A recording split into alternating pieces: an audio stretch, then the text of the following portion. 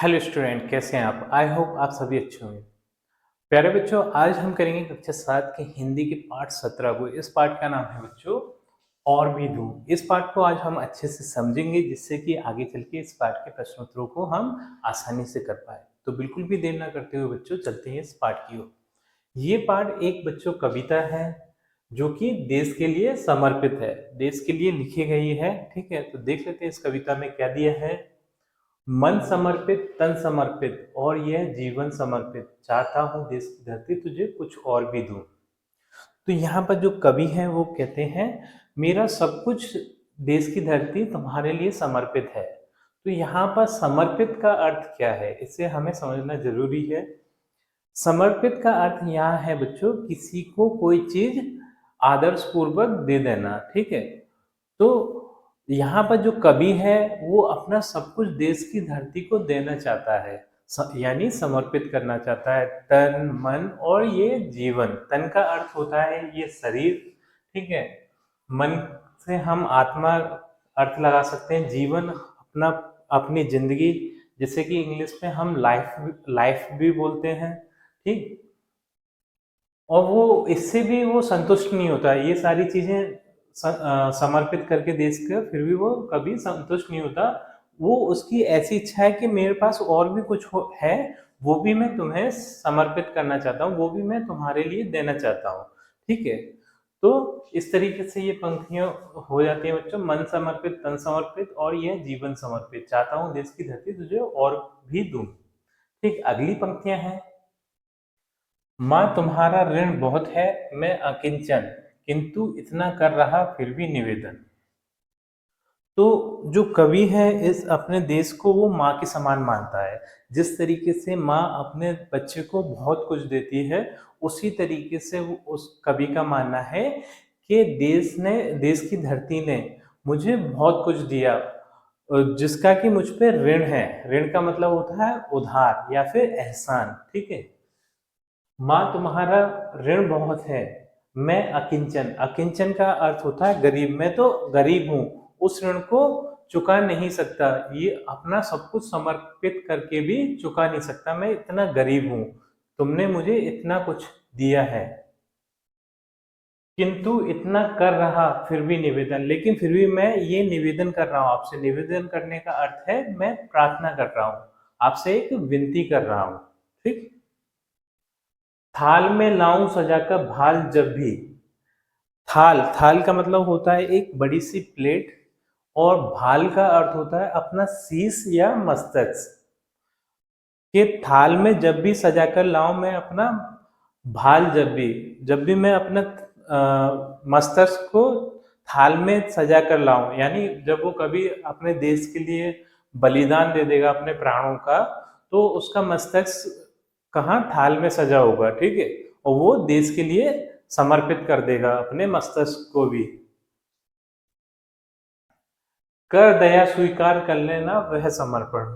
तो मुझ पे एक दया करके, ठीक है, मुझ पे दया करके उस समर्पण को स्वीकार कर लीजिएगा। बस मेरी आपसे इतनी सी विनती है। ठीक है, कभी यहाँ देश की धरती से ऐसा बोलता है। गान अर्पित, प्राण अर्पित, रक्त का कण कण समर्पित।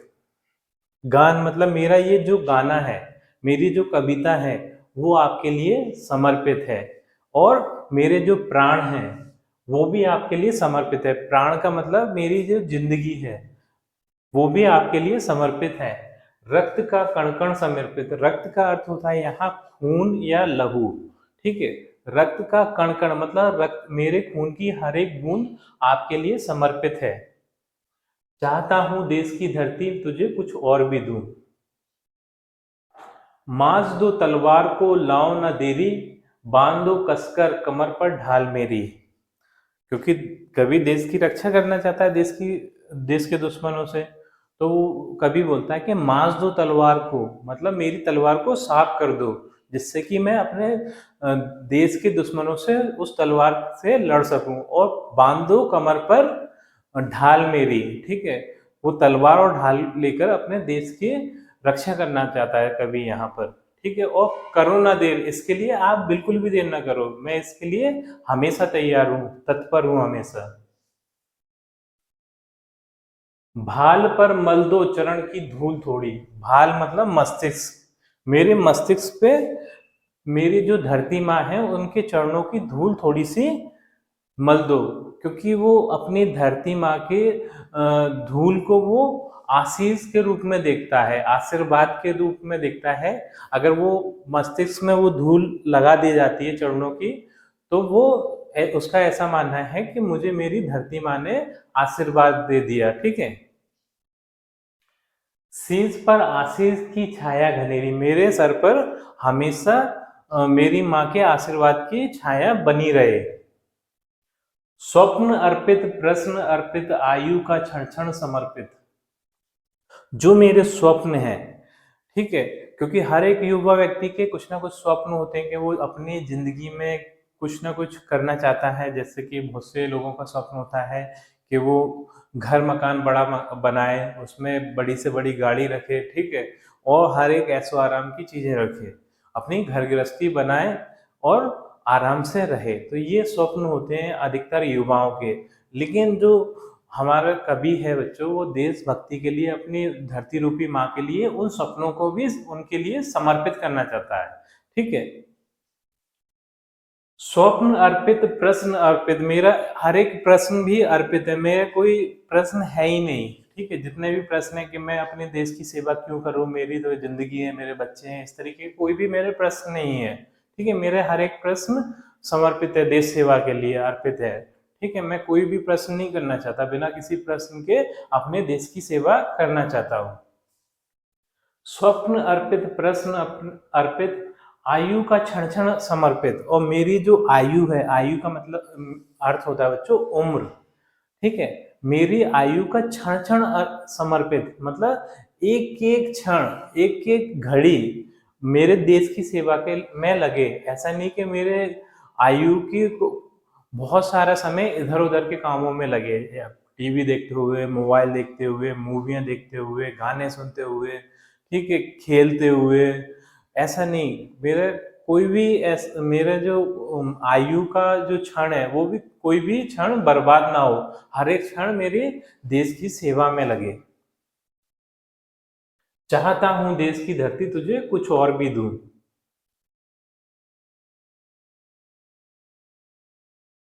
तोड़ता हूं मोह का बंधन क्षमा दो। अब यहाँ कवि कहते हैं कि मुझ में जो मोह मोह है, मतलब मोह का अर्थ है लालच, मैं मुझ में जितने भी लालच हैं उन सभी बंधनों को मैं तोड़ देता हूँ, उन सभी लालचों को मैं छोड़ देता हूँ, मुझे क्षमा दो। ठीक है, उससे मैं क्षमा मांगता हूँ, माफी मांगता हूँ, क्योंकि मोह होना वो एक पाप के समान मानता है, इसलिए वो क्षमा मांग रहा है। गांव मेरे द्वार घर आंगन क्षमा दो, और मुझे मेरे गांव द्वार आंगन, मेरा घर बार सब मुझे क्षमा कर दो, क्योंकि अब मैं तुम्हारे लिए नहीं जीऊंगा, मैं अपने देश के खातिर देश की सेवा करूंगा। अब मुझे सबके सब मुझे क्षमा कर दो उसके लिए, क्योंकि जो मेरी जिम्मेदारियां थी, उन सभी जिम्मेदारियों से मेरे देश की सेवा सबसे बढ़कर है। ठीक है, इसलिए मेरी सभी जिम्मेदारियों के लिए मैं क्षमा मांगता हूँ। आज सीधे हाथ में तलवार दे दो और बाएं हाथ में ध्वज को थमा दो, और मेरे सीधे हाथ में तलवार दे दो, क्योंकि कोई भी व्यक्ति तलवार को सीधे हाथ में ही लड़ाई लड़ता है, और उल्टे हाथ में ध्वज दे दो। ध्वज का अर्थ है झंडा। ठीक है, हमारे देश का झंडा तिरंगा है, उसे दे दो, क्योंकि कभी देश की सेवा के लिए लड़ना चाहता है तो जो झंडा है वो हमारा ऊंचा रहना चाहिए, हमेशा सदा ऊंचा रहना चाहिए, उसे सीधे उल्टे हाथ में रखकर झंडे को वो आगे बढ़ाना चाहता है। ठीक है, और देश के दुश्मनों से अपने देश की रक्षा करना चाहता है। आज सीधे हाथ में तलवार दे दो और बाएं हाथ में ध्वज को थमा दो। ध्वज का अर्थ है झंडा। ये सुमन लो, ये चमन लो, नीड़ का तरण तरण समर्पित।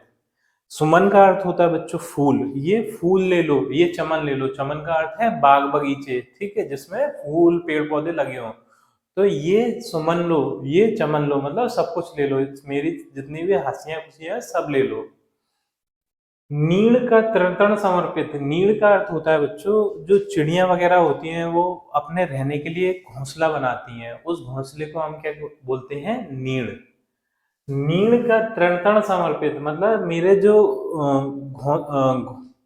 रहने का स्थान रूपी घोंसला है, ठीक है, उसका तरण तरण मतलब एक एक तिनका ले लो, सब कुछ ले लो, ठीक है। तरण का अर्थ है तिनका। नीड़ का तरण तरण समर्पित, चाहता हूं देश की धरती तुझे कुछ और भी दूं, मतलब मेरे पास जितना है उससे भी मैं देश के लिए समर्पित कर दूं। इस तरीके से बच्चों ये कविता हमारी पूर्ण होती है। आई थिंक ये कविता आपको अच्छे से समझ में आई होगी। तो इस पाठ का जो प्रश्न क्रमांक 1 का जो क नंबर वाला प्रश्न है बच्चों, वो है कवि मातृभूमि को क्या क्या समर्पित करना चाहता है। तो बच्चों कवि मातृभूमि को अपना सब कुछ समर्पित करना चाहता है, जो भी उसके पास है, इसीलिए इस जो कविता का नाम है वो है और भी दूं, ठीक है। तो देख लेते हैं कवि अपनी मातृभूमि को क्या क्या समर्पित करना चाहता है। सबसे पहले तो वो अपना तन मन प्राण, मतलब अपना मन, शरीर और ये प्राण यानी जिंदगी, ये समर्पित करना चाहता है, ठीक है। इसके बाद अपना मस्तिष्क, मस्तिष्क का मतलब है अपना शीश, ठीक है, सर, ये गीत और रक्त, जो भी उसने गीत लिखे हैं, जो भी उसके गीत हैं वो, और रक्त, रक्त का अर्थ है लहू या फिर खून, खून का एक एक कण या फिर कतरा भी अपनी मातृभूमि के लिए समर्पित करना चाहता है। इसके बाद बच्चों वो अपने धरती के लिए उसके मन में उठने वाली कल्पनाएं, प्रश्न आदि भी समर्पित करना चाहता है कि उसके मन में जो भी कल्पनाएं हैं, जो भी इच्छाएं हैं उसकी, वो भी अपनी मातृभूमि को समर्पित करना चाहता है, और उसके मन में उठने वाले प्रश्नों को भी अपनी मातृभूमि के लिए समर्पित करना चाहता है, ठीक। आयु, आयु यानी उसकी उम्र का एक एक क्षण भी अपनी मातृभूमि के लिए समर्पित करना चाहता है, और बाग बगीचे और फूल आदि, ये सभी चीजें, मतलब उसके पास जो भी चीजें हैं सभी चीजें अपनी मातृभूमि के लिए समर्पित करना चाहता है बच्चों, ठीक है। अब देख लेते हैं अगले प्रश्न की ओर। जो ख नंबर वाला प्रश्न है वो है कवि अपने सर्वस्व समर्पण के बाद भी संतुष्ट क्यों नहीं है। क्योंकि बच्चों उसके पास जो कुछ है वो सब कुछ ही समर्पित करना चाहता है, ठीक है, और सर्वस्व समर्पण के बाद भी इसलिए कभी संतुष्ट नहीं है क्योंकि जो उसकी मातृभूमि का जो ऋण है, जो उसके ऊपर उपकार है कवि के ऊपर, वो उतने से भी वो पूरे नहीं हो रहे। उसकी मातृभूमि का जो ऋण है वो उतर नहीं रहा उसके ऊपर से, ठीक है, इसलिए वो संतुष्ट नहीं है। वो चाहता है कि और भी चीजें मेरे पास हों तो वो भी मैं अपनी मातृभूमि को समर्पित कर दूं, इसलिए कभी संतुष्ट नहीं होता। तो इस प्रश्न के उत्तर को आप इस तरीके से लिखेंगे बच्चों, कभी अपनी मातृभूमि की सीमा में सर्वस्व न्यौछावर कर देना चाहता है, ठीक है, सभी कुछ जो भी उसके पास है, उसके तन मन जीवन आयु, उसकी इच्छाएं प्रश्न, सभी कुछ जो कुछ उसके पास है सब कुछ अपनी मातृभूमि को समर्पित कर देना चाहता है। वह फिर भी संतुष्ट नहीं दिखता, इसका कारण यह है कि वह सबके अतिरिक्त भी जो कुछ उसके पास है उसे भी अर्पित कर देने की कामना करता है। मतलब उसकी मातृभूमि का इतना ऋण है उसके ऊपर, इतने उपकार है कि ये सब चीजें लेने के बाद भी वो उपकार नहीं पड़ते हैं, वो उपकार पूरे नहीं होते, इसलिए कभी संतुष्ट नहीं है, वो और भी कुछ देना चाहता है, ठीक। इस तरीके से आप इस प्रश्न का उत्तर लिख सकते हैं। जो ग नंबर वाला प्रश्न है वो है कवि क्षमा याचना क्यों कर रहा है। कवि क्षमा याचना इसलिए कर रहा है क्योंकि उसका लगाव अपने घर वालों से, अपने घर द्वार से है, और वो उन सबको छोड़कर अब देश की सेवा करना चाहता है, इसलिए अपने घर वालों और घर द्वार से क्षमा याचना करता है कि अब मैं, मेरे अंदर जो लालच था, लोभ था, इस कारण मैं क्षमा मांगता हूं कि वो मेरे लिए एक पाप समान था, ठीक है। अब है ना, मैं सारा जीवन अपने देश की सेवा में, देशभक्ति में निकालना चाहता हूं, ठीक है, इस कारण कभी क्षमा याचना करता है।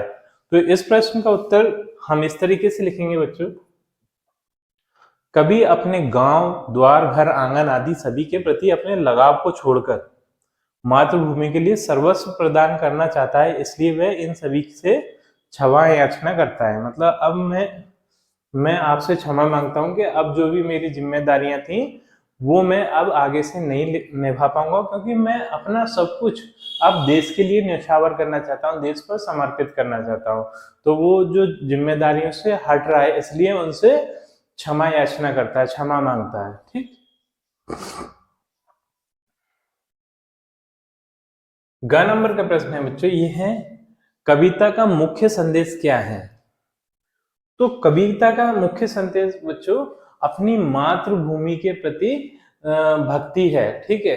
और कवि अपना सर्वस्व अपनी मातृभूमि के लिए यानी अपनी धरती माँ के लिए न्यौछावर करना चाहता है। ये मुख्य संदेश है। जो कुछ भी उसके पास है सब कुछ वो अपनी मातृभूमि के लिए समर्पित करना चाहता है, उसे देना चाहता है। ठीक। तो इस प्रश्न का उत्तर आप लिखेंगे, कविता का मुख्य संदेश है कि हम सभी अपनी मातृभूमि के लिए सर्वस्व त्याग कर उसकी सेवा करें। मतलब जो कुछ भी हमारे पास है सब कुछ त्याग दें, सब कुछ छोड़ दें और सब कुछ छोड़कर हम अपनी मातृभूमि की सेवा करें, उसकी रक्षा करें। ठीक है। मोह रहित होकर तन मन प्राण से मातृभूमि की रक्षा के लिए तैयार रहें। और हमें किसी भी बात का मोह नहीं होना चाहिए कि ना अगर हम है ना देश की रक्षा करेंगे, हो सकता है उसमें हमारे प्राण भी चले जाएं, तो हमारे घर वालों का क्या होगा। ठीक है। हमारे बच्चों का क्या होगा, जो हमने इतनी सारी हमारी इच्छाएं, उन इच्छाओं का क्या होगा। इन सभी का मोह त्याग कर हमें अपनी देश की सेवा में लग जाना चाहिए। इस कविता का मुख्य संदेश ये है। ठीक है। तो इस तरीके से ये प्रश्न उत्तर पूर्ण होते हैं बच्चों। प्रश्न क्रमांक 1 पूर्ण होता है हमारा। जो प्रश्न क्रमांक 2 है वो है निम्नलिखित भाव कविता की जिन पंक्तियों से प्रकट होते हैं उन पंक्तियों को लिखिए। तो यहाँ पर मैंने उन पंक्तियों को लिख दिया है, जिससे पहला भाव है हमारा का नंबर का, ये है मोह माया के बंधन को तोड़ना। तो ये इस वाली पंक्ति से आता है बच्चों, तोड़ता हूं मोह माया का बंधन। ठीक है। मैंने उत्तर लिख दिया है आपको। आपको कविता पढ़ लेना है पहले से अच्छे से, उसे समझ लेना है, फिर ये आसानी से आप कर पाएंगे बच्चों। हाँ। ख नंबर का है संपूर्ण आयु को समर्पण करना। ठीक है। आयु का क्षण क्षण समर्पित, ये इस वाली पंक्ति का भाव है। हाँ। ग है बलिदान के लिए तत्परता। तो ये जो भाव आया हो वो है मन समर्पित, तन समर्पित और यह जीवन समर्पित। चाहता हूं देश की धरती तुझे कुछ और भी दूं। मतलब मैं अपना सब कुछ समर्पित करता हूं और मैं ये चाहता हूं कि मैं तुम्हें और भी कुछ दूं जो कुछ मेरे पास है। ठीक है। तो बलिदान के लिए तत्परता मतलब अपने बलिदान के लिए, अपने त्याग के लिए हमेशा तत्पर रहना, तैयार रहना। ये भाव इस पंक्ति से आता है। ठीक है। इस प्रकार से आप इस प्रश्न क्रमांक 2 का उत्तर भी कर सकते हैं। अगला प्रश्न देख लेते हैं। जो प्रश्न क्रमांक 3 है वो है निम्नलिखित प्रश्नों के उत्तर सही विकल्प चुनकर लिखिए दीजिए। तो यहाँ पर हमें एक प्रश्न दिया जाएगा, उसके 4 विकल्प होंगे, उसमें से जो सही होगा इस कविता के अनुसार वो हमारा उत्तर होगा। तो देख लेते हैं पहला प्रश्न का नंबर वाला, ये है प्रस्तुत कविता का मुख्य भाव क्या है। ठीक। पहला है मातृभूमि के प्रति आदर, दूसरा है मातृभूमि के लिए सर्वस्व समर्पण की चाह, तीसरा है मातृभूमि की महानता का गुणगान, चौथा है मातृभूमि से क्षमा याचना। तो इस कविता का जो मुख्य भाव है बच्चों वो है दूसरा वाला, यानी ये दूसरा वाला हमारा उत्तर हो जाएगा मातृभूमि के लिए सर्वस्व समर्पण की चाह। मतलब अपना सब कुछ समर्पित करने की चाह, ये इस कविता का मुख्य संदेश है या फिर मुख्य उद्देश्य है। ठीक है। मुख्य भाव है ये। ये दूसरा वाला हमारा सही उत्तर हो जाएगा। हम उत्तर के रूप में इसे दूसरे वाले को कर देंगे। अगला देख लेते हैं इसी का सही विकल्प वाले का। जो ख नंबर वाला है वो है कवि अपने जीवन, घर, परिवार और गांव से क्षमा याचना करता है क्योंकि वह। तो इसमें देख लेते हैं सही विकल्प हमें 4 दिए हैं। तो ये पहला विकल्प है हमें इनके प्रति दायित्व निर्वाह नहीं करना चाहता, दूसरा है इनकी अपेक्षा देश के प्रति दायित्व निर्वाह को महत्वपूर्ण मानता है, तीसरा है इनके प्रति दायित्व निभाने में स्वयं को असमर्थ पाता है, चौथा है इनसे छुटकारा पाना चाहता है। इसमें भी बच्चों जो दूसरा वाला विकल्प है हमारा ये वो सही हो जाएगा कि इनकी अपेक्षा देश के प्रति दायित्व निर्वाह को महत्वपूर्ण मानता है। मतलब उसकी जो खुद की स्वयं की जिम्मेदारियां हैं उनसे भी बढ़कर देश की जिम्मेदारी को या फिर देश सेवा को वो ज्यादा महत्व देता है। ठीक है, ज्यादा महत्वपूर्ण उसे देश सेवा लगती है, इसलिए वो उन सभी जिम्मेदारियों को जो उसकी स्वयं की है उनसे वो क्षमा मांगता है कि अब वो मैं नहीं निभा पाऊंगा, अब मुझे अपने हर एक चीज को त्याग कर देश सेवा में लगना है। ठीक है, तो ये दूसरा वाला हमारा विकल्प सही हो जाएगा। अब देख लेते हैं बच्चों, भाषा अध्ययन के प्रश्न उत्तर हमारे स्टार्ट होते हैं। इसका प्रश्न क्रमांक 1 है, ये है निम्नलिखित शब्दों के शुद्ध उच्चारण कीजिए। तो यहाँ पर कुछ शब्द लिखे हुए हैं, इनका हमें अच्छे तरीके से पढ़ना आना चाहिए। मतलब हम जब हिंदी पढ़ते हैं तो उसमें कुछ कठिन शब्द भी आते हैं, उसका उच्चारण सही से नहीं कर पाते। तो इस प्रश्न का उद्देश्य है कि हम उन शब्दों का भी उच्चारण अच्छे से कर पाए। ठीक, तो मैं आपको उच्चारण करके बता देता हूं एक बार, ऐसे आप भी उच्चारण कर लीजिएगा। जैसे पहला जो शब्द है वो है ऋण, ऋण। ठीक, दूसरा है ये है स्वीकार, तीसरा है ये है मांझ, चौथा है बांध, पांचवा है शीश, छठा है आशीष और सातवां है तृण। जिस तरीके से मैंने इन शब्दों का उच्चारण किया है बच्चों, आपको भी इसी तरीके से उच्चारण कर लेना है। ठीक है, अब बच्चों जो प्रश्न क्रमांक 2 है वो है निम्नलिखित शब्दों का शुद्ध उच्चारण एवं लेखन कीजिए। तो यहाँ पर एक आपको टेबल दिख रही है बच्चों, इसमें कुछ शब्द लिखे हुए हैं, उनका हमें शुद्ध उच्चारण करना है, फिर उनको लिख लिख कर देखना है। तो शुद्ध उच्चारण करके मैं बता देता हूं आपको, आपको बस लिख कर देखना है। ठीक है, जैसे पहला है समर्पित, अर्पित, गर्वित, हर्षित, धर्म, प्राण, त्राण, प्रभाव, द्रव, क्रम, नम, चक्र, ताम्र, शुक्र, ध्रुव, ट्रक, ट्रंक, ड्रम, राष्ट्र, ड्रामा। इस तरीके से आपको इसका उच्चारण कर लेना है बच्चों। फिर इसके बाद आपको इनको लिख लिख कर देख लेना है, जिससे कि आपको जो लेखनी है वो भी आपकी शुद्ध हो पाए। अब चलते हैं अगले प्रश्न। अब बच्चों जो प्रश्न क्रमांक 4 है वो है इस कविता से अनुप्रास अलंकार वाली पंक्तियां छांटकर लिखिए। तो जो अनुप्रास अलंकार है बच्चों, ये एक ग्रामर वाला पोर्शन है। वहां पर मैं आपको इसे डिटेल में समझा दूंगा, अलंकार क्या होते हैं, कितने प्रकार के होते हैं और कौन सा अलंकार हम कैसे पहचानते हैं, हर एक अलंकार को विस्तार से समझा दूंगा। फिलहाल आप ये पंक्तियां मैंने छांट कर लिख दी हैं, इसी तरीके से आप भी लिख दीजिएगा। जैसे कि मन समर्पित, तन समर्पित, गान अर्पित, प्राण अर्पित, रक्त का कण कण समर्पित, शीर्ष पर आशीष की छाया घनेरी, रक्त का कण कण समर्पित, आयु का क्षण क्षण समर्पित, नीड़ का तृण तृण समर्पित। इस तरीके से आप इस प्रश्न का उत्तर कर सकते हैं। अब देख लेते हैं अगले प्रश्न को। जो अगला प्रश्न है बच्चों, प्रश्न क्रमांक 5, वो है रिक्त स्थानों की पूर्ति कीजिए। तो यहाँ पर जो रिक्त स्थान है बच्चों, वो मैंने पहले से ही भर दिए हैं, आपको कोई दिक्कत नहीं होगी इसमें। जैसे कि जो का नंबर वाला है वो है डैश ऋण बहुत है मैं अकिंचन। ठीक है, तो यहाँ पर जो रिक्त स्थान में हम भरेंगे वो होगा माँ तुम्हारा, माँ तुम्हारा ऋण बहुत है मैं अकिंचन। ठीक है, अगला है खा नंबर वाला, किंतु इतना कर रहा डैश। ठीक है, तो डैश की जगह पे आएगा फिर भी निवेदन, किंतु इतना कर रहा फिर भी निवेदन। हाँ, फिर यहाँ पर ग नंबर वाला है डैश सजाकर भाल जब भी। तो यहाँ पर डैश की जगह पर आएगा थाल में लाऊं सजाकर भाल जब भी। ठीक, इसको पूरा मैंने कविता में समझा दिया बच्चों, आपको ऐसी कोई दिक्कत आएगी नहीं। ग है कर दया डैश वह समर्पण। ठीक है, तो डैश की जगह पर आएगा स्वीकार लेना, कर दया स्वीकार लेना वह समर्पण। ठीक, अब प्रश्न क्रमांक 6 है वो है नीचे लिखे शब्दों के पर्यायवाची दी गई वर्ग पहेली से छांटकर लिखिए।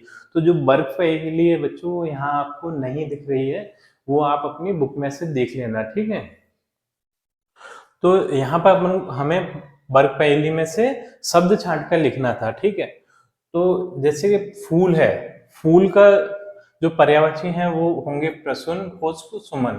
ठीक है, ये 3 पर्यायवाची हमने वर्ग पहेली में से छांट कर लिख दिए हैं उत्तर के रूप। अगला है पृथ्वी। तो पृथ्वी का पहला होगा वसुधा, धरणी, धरा, धरती। इस तरीके से 4 ये पर्यायवाची हैं इसके।